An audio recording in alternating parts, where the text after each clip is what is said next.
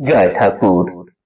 শ্রী শ্রী রামকৃষ্ণ পুঁথি চতুর্থ খণ্ডের অন্তর্গত ভক্ত সঙ্গে খেলা এই অধ্যায় থেকে আজ আমরা পাঠ করছি তৃতীয় দিন, পর্ব 514, পৃষ্ঠা সংখ্যা 336 অর্ধেক থেকে 337 অর্ধেক পর্যন্ত। এর আগের দিনের পাঠে আমরা দেখেছি এবারের অবতার পুরুষ ঠাকুর শ্রী শ্রী রামকৃষ্ণদেবকে আমরা যখন হাতের কাছে পেয়েছি, তাকে পুজো করতে গেলে, তার ভজন করতে গেলে কোনো জাতি ধর্মের ভেদাভেদ নেই। স্ত্রী পুরুষ, ধনী নির্ধন, ধার্মিক অধার্মিক, এদের মধ্যে কোন রকম ভেদাভেদ নেই। যে হোক চাইলেই ঠাকুরকে ভজনা করতে পারেন, আরাধনা করতে পারেন, তার পুজো করতে পারেন। আর রামকৃষ্ণ দেবের পুজোতে বা আরাধনায় কোনো অধিকারী ভেদ নেই। আপামর চণ্ডাল ব্রাহ্মণ যে কেউ ঠাকুরকে পুজো করতে পারেন, ঘটে করতে পারেন, পটে করতে পারেন। ভক্তি সহকারে যে আরাধনা করবে তারই ঠাকুরের কাছে সেটি পৌঁছাবে। যথাসাধ্য ভোজ্য যদি ভালো নাহি জুটে, ধরিলে সম্মুখে খুদ তাও তার মিঠে। এই এক অপূর্ব সুন্দর সহজ পথ আমরা দেখলাম, যে যদি যথাসাধ্য কিছু না পায়, খুদ ধরলেও সেটা তার মিঠে লাগে। যদি অন্য কিছু না পায়, ফুলচন্দন দিলেও তিনি সন্তুষ্ট হন। আর এমন কোন মন্ত্র জানতে হবে না, ছন্দ বেঁধে তাকে স্তুতি করলেই তিনি সন্তুষ্ট হন। স্ত্রী পুরুষ ভেদাভেদ নেই, যবন ম্লেচ্ছ হিন্দু মুসলিম কোনো কিছু, সূচি অসুচি কোনো বাধা নিষেধ নেই তার কাছে। এ ঠাকুর হলেন দিনের ঠাকুর, তিনি সকলের কাছে সব সময় ধরা দেন। আর যিনি এসবও করতে পারবেন না, তিনি যদি শুধু তার দুনয়নের জল নিয়ে তার নাম করেন, তখনই তিনি তাকে ধরা দেন, তিল মাত্র দেরি করেন না। এই অবধি গতদিন পাঠ করেছিলাম, বাকি অংশ আজ পাঠ করছি। অধিকারী পূজা এসে বায়ে করিবারে, অগণ্য উপায় দিলা জীবেরও উদ্ধারে। ভক্তি সহকারে লয়ে নামেরও শরণ, যে পথে যে কাজে যেবা করিবে গমন, সেই পথ সেই কাজে পন্থা সেবা তার। সহজ এতই পথে প্রভু ভজিবার, দয়াময় রামকৃষ্ণ নামেরও প্রতাপে। পাপ পুরে বাস তবু না ছুইবে পাপে, লইলে শরণ পদে শ্রী প্রভুর রীতি।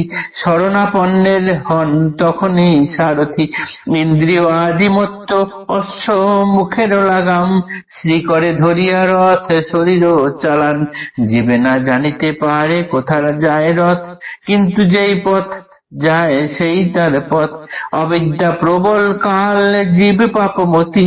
সরলে লইলে নাম অবহেলে গতি, জগৎ ভাসান প্রেমে প্রভু অবতার। সকলে পাইবে প্রেম কৃপায় তাহার, আজ নহে কাল নয় 2 দিন পরে। লইবে সকলে নাম শ্রীনামের জোরে, ভক্তিভাবে আরাধিবে প্রভুরে আমার। রামকৃষ্ণ অবতারে সব একাকার, একাকার ভক্তিগত জাতিগত নয়।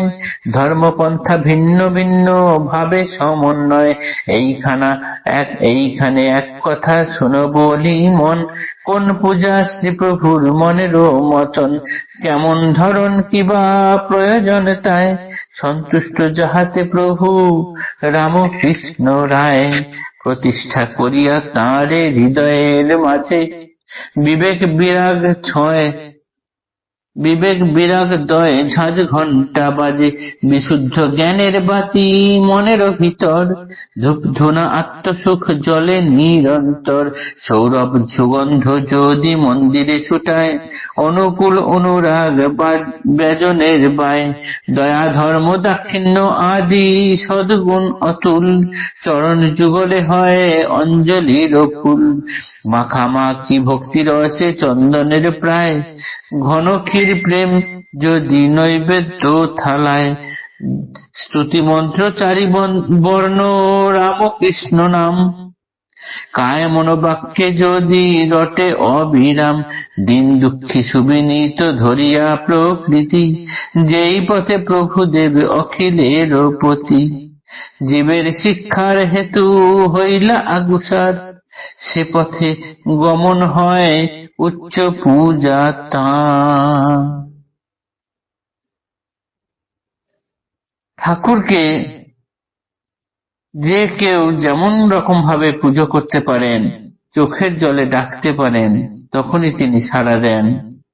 তাকে ভজনা করার এত সহজ পথ তিনি দেখিয়ে গেছেন। এইভাবে তাকে যিনি ভজনা করবেন, তার নাম গান করবেন, দয়াময় রামকৃষ্ণ, তার নামের এমনই জোর যে সে ব্যক্তি যদি পাপ করে বাস করেন তবুও তাকে পাপে স্পর্শ করতে পর্যন্ত পারবে না। তাকে সারথি করে নিয়ে যতগুলি ইন্দ্রিয়, মত্ত ইন্দ্রিয় আছে সেগুলো দমন করার জন্য সারথি করে নিয়ে যদি সংসার যুদ্ধে নামা যায়, তাহলে তিনি বাকি পথটা নিয়ে যাবেন। কোন পথে যাবেন জানা নেই ঠিকই, কিন্তু যে পথে নিয়ে যাবেন সেটা তাঁরই পথ। সেই পথে, সেই সারথির উপরে ভরসা করে আমাদের এগিয়ে যাওয়া হবে, যে পথে প্রভুদেব অখিলের পতি, দিন দুঃখী সুবিনীত ধরিয়া প্রকৃতি, জীবের শিক্ষার হেতু হইলা আগুসার, সে পথে গমন হয় উচ্চ পূজা তার। জয় ঠাকুর, নমস্কার।